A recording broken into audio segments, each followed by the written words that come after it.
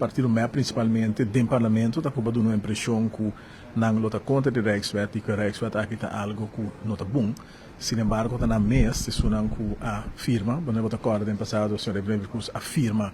um Rijkswet e que em dado momento para o AVP e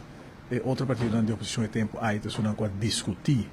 na Sint Maarten e tema aqui entre outros e tem diferente reunião que o parlamento nos dá nos preocupação para que o Rijkswet nós temos passado a procurar para vir landsverordening que nos a palavra com Holanda com o momento que a situação está de tal índole que está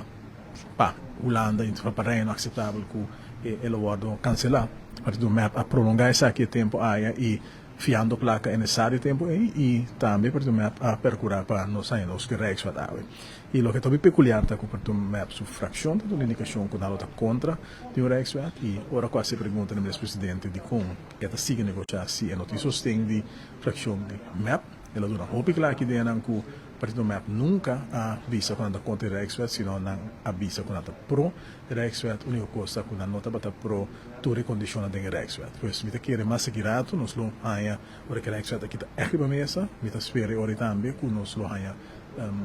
partido map que está sali e sostener na Rijkswet que não a pedir e a negociar tem momento aqui com leveta